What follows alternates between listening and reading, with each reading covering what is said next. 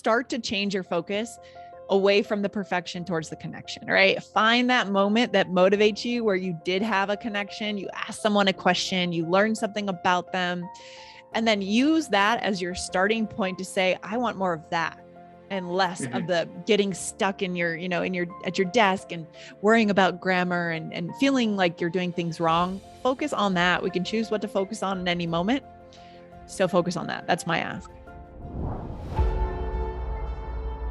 Welcome back to Beyond Borders. Today, you will get some great insights to guide you on your English learning journey, as well as some motivation if you're feeling stuck. This week, I sat down with Lindsay McMahon from AllEars English. If you don't know AllEars, it is one of the most famous ESL podcasts with more than 200 million downloads. Lindsay, welcome to Beyond Borders.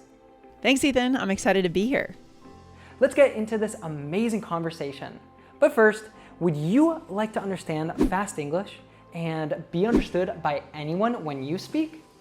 Do you want to use your English for connection? Then hit that subscribe button and the bell down below, because just like Real Life for Pollock, we will help you to do it.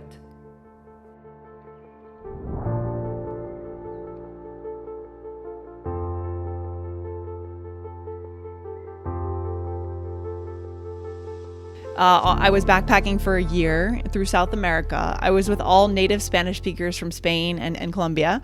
And I remember I was learning Spanish, but I wasn't quite at the point where I could understand a group of people on the beach, drinking, speaking fast, all that stuff, right?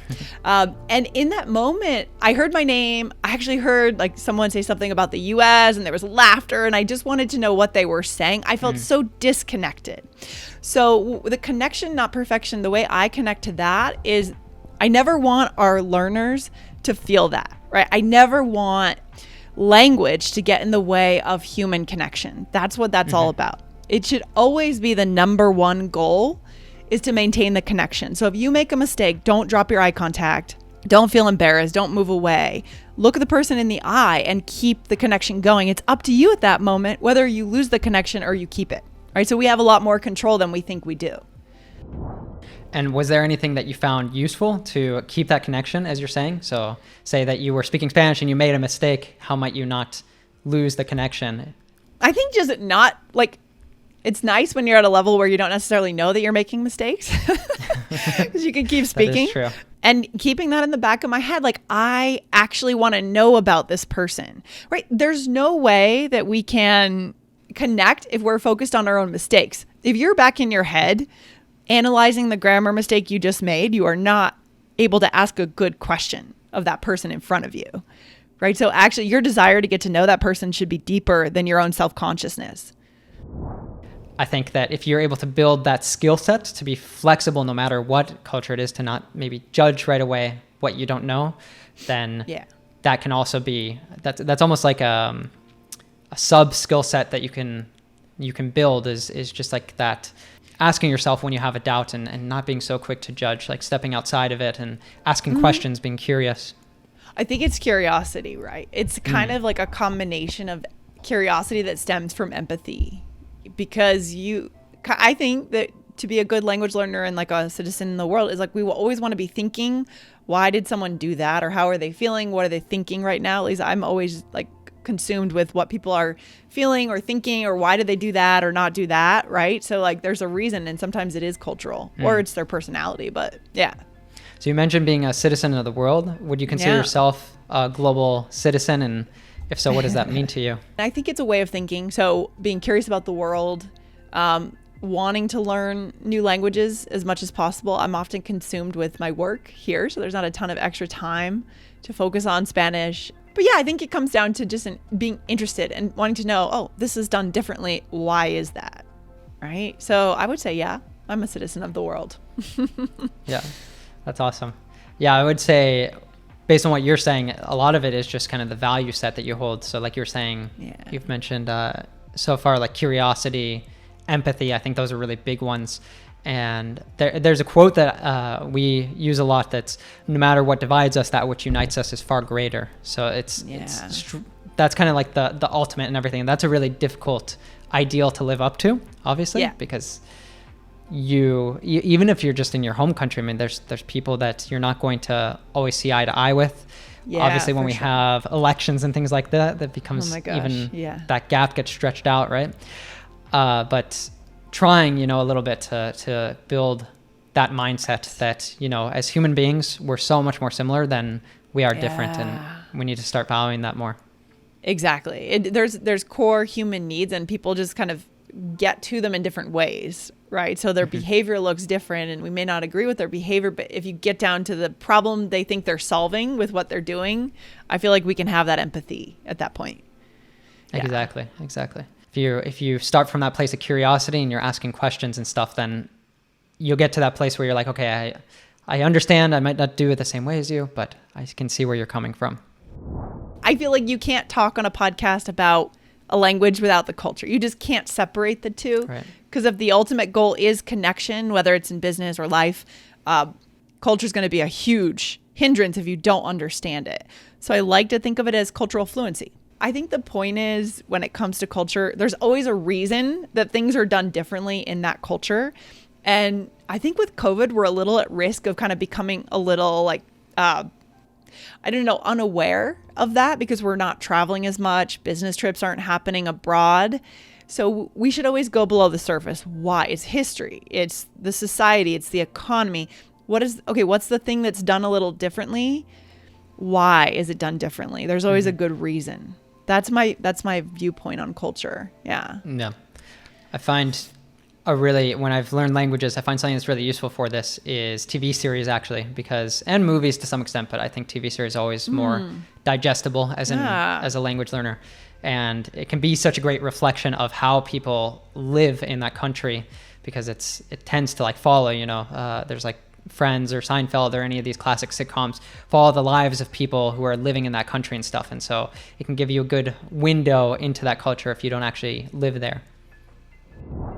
Do you not feel confident understanding natives? For example, when you watch a TV series or you listen to a podcast. Various academic studies point to Friends as the best TV show for learning English.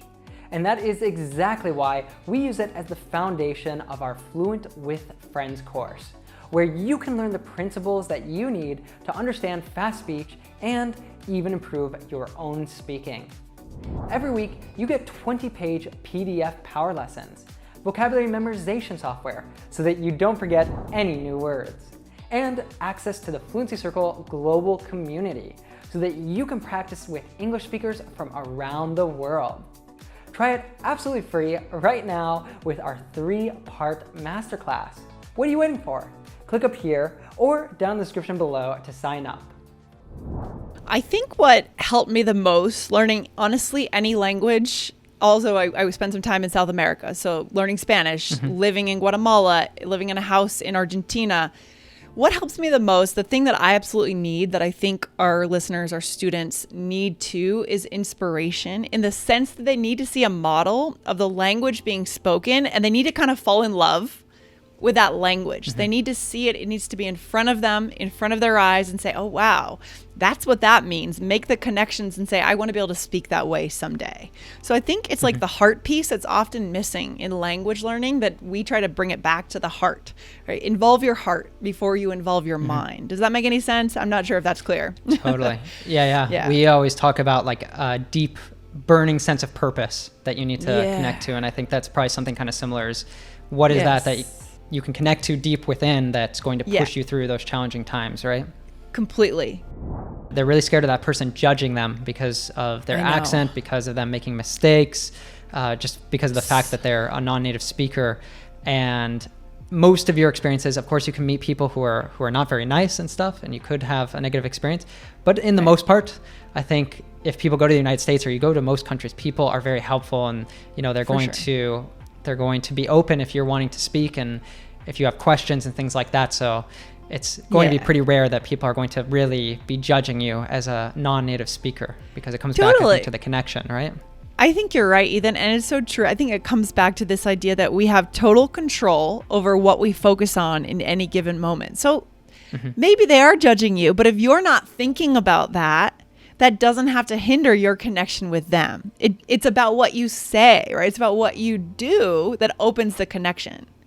So when you first approach them, maybe they'll think, oh, I can't speak with this student. Like it's not going to work. But then you say something or you make eye contact, you make a gesture, you ask them something about their lives. That's going to open it up. So who cares, right? If they're judging in the beginning, they're not judging at the end of that interaction.